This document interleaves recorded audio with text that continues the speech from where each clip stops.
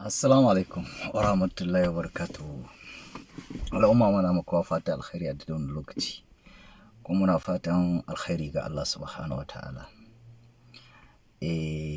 Yanzu ne na samu damar da zan yi magana akan abin da yake cece kucece yake tafiya yana dawowa a social media kan maganar Bazum cewa da diyarsa, ma'ana dai hambararren shugaban ƙasa yasa Hindatu da ta fito tana magana cewa ba yi adalci ba, ana rike da iyayenta,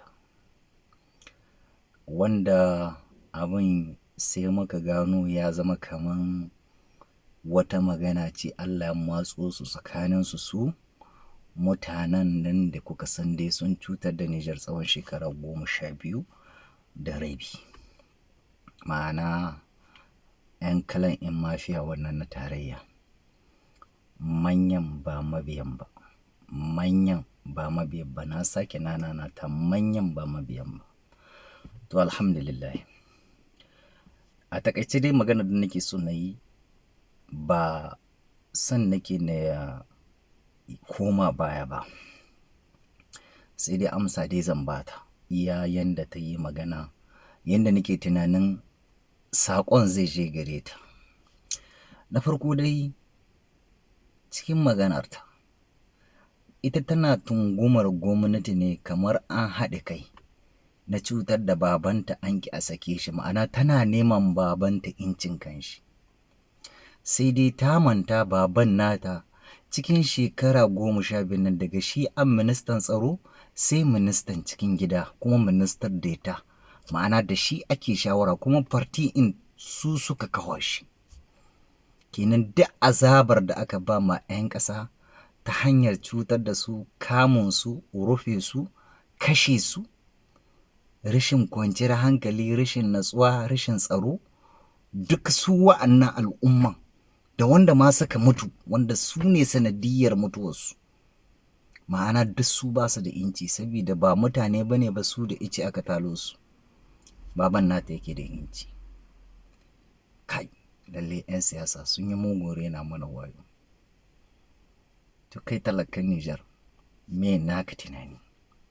Shin wanda a ɓarawon kaji ko kuma dai a'a ya yi laifi hakan ga doka za ta iya hawan shi, shin manya ko wanda suka taɓa riƙon matsayi ko maƙami a Nijar su ba iya ɗaukan mataki a kansu?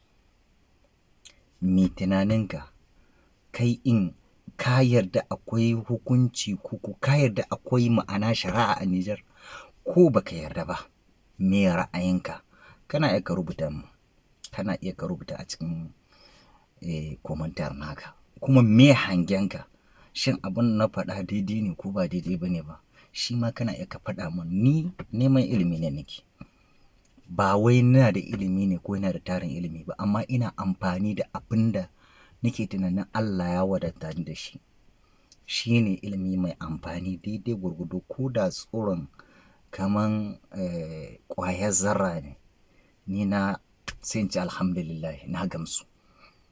Shi ne nake son 'yan uwa, ku me ra'ayinku? In dai har shi tsohon shugaban ƙasa wanda cikin kwaɓin da aka yi na shekara 12 da rabi da hannunsa, kuma shi fa baƙan haure kuma bai ci zaɓe ba, aka marɓe ta aka ba shi, da cin amanar wannan, da cin amanar ƙasa, da kama 'yan ta'addar 12 ya sake su ba tare da ya nemi incin ƙasa ba.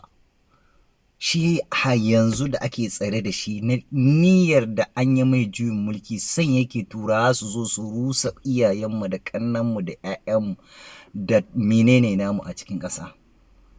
Shi duk yana da inci, amma abin da ya yi nan ko aka yi tare da shi ba magana inci a ciki. Me ra'ayinka? Me ra'ayinka? Sannan magana ta biyu, da ta ce shi Muhammadu Isu yana da hannu a ciki, don me ba kama shi ba? To ni dai abin da na fahimta a nan shi ne fa zan magana a kai. Abin da ban fahimta ba sam ba zan yi magana a kan shi ba. Me yasa? sabida ta ce shi Muhammadu Isu yana da hannu. To in yana da hannu, abotar gade tare suka yi ta kuma tare suka nemi mulkin. Kowa ya san da wannan. Sannan duk ɓarnar da aka shuka tare suka yi ta. Ma'ana tana tunatar da mu idan babanta shi ana tunguma shi da hottarayizo, ma'ana babbar cin amana. To ya kamata a haɗa da abokinsa saboda me tare suka yi. Shi ne saƙon da take faɗa muku ko 'yan Nijar. Wannan shi ne saƙon da take sanar ma duniya. Ina fatan jama'a sun gamsu, kuma duk wanda bai gamsu ba daidai ne yake rubuta min ra'ayin shi, ba zagi ba tsokana. Magana ce ta labusanni, magana ce ta zancen ƙasa. Tun da har ita tana da inci ko tana ganin babanta yana da inci, to su 'ya'yan Ba'are Mai Nasara su ba su da inci, wanda shugaba ne muna son shi, Nijar tana buƙatar shi. Aka kashe shi har sarai har lahira, har yanzu ba a yi hukunci ba. Ita ta samu dama. Wai ni ma abin da nake so na yi magana a kan shi. To shi Bare in shi da a cikakken ɗan Nijar in shi baya da inci. Sai baƙin haure wanda ya saba ma doka article 47 doka ta ƙasa shafi na 47. Sannan bai ci zaɓe ba, ya murɗiya, bai kuma sannan ya yi kalamai mummuna da 'yan Nijar, ya ce mu dijajawa ne ba mu waye ba a lokacin da ya zo America a shekarar 2021 zuwa da kamar dai duka bayi shekara guda ba da zaɓen shi zuwa America. Mu duk ya zage mu da iyayenmu da malamanmu da kowa namu, ya ce mu gidazawa ne, mu ba mu waye ba. Ya ce mu ba mu waye ba don ya nuna mana cewa shi ba ɗan ƙasa ba ne. To Ba'are Mai Nasara da yake ɗan ƙasa ne, shi bai nemi inci ba kenan, ko kuwa shi ba mu masu ji mai ciwo. Wannan shi ne abin da take faɗa mana. To abin da nake son in ruhe da shi, tun da dai ta ba mu saƙo guda biyu.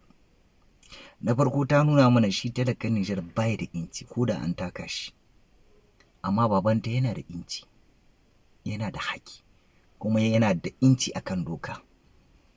Da wasu sakarkarun lauyoyi wanda su ganin su sun isa su kai ƙara a yi sama ba zuma hakin shi, amma su 'yan Nijar inda aka yi rawa a kansu, aka cuci dokar ƙasan ma, su wannan ba wani abu ne. Ba'are Mai Nasara da aka kashe shi har lahira sarai, wannan duk ba wani abu ne ba. Sannan saƙo na uku, abin da take nihi idan an tashi ma hukunta babanta, ma'ana a haɗa shi da Muhammadu Isu saboda tare suka yi. Wannan shi ne saƙon da take son ta sanar. In kana da ja, bismillah, sai ka faɗa mana ra'ayinka, don ni fa neman ilimi da nake. Amma ni abin da na fahimta shi nake magana a kan shi. Wannan shi ne abin da na fahimta. Wannan shi ne abin da na fahimta. Haza wassalam, assalamu alaikum. Wannan party in ne, insha Allah party 2 party tana nan dai. Kuma duka akan wannan maganar ta Hindatu. Yawwa, ta Hindatu. Assalamu alaikum.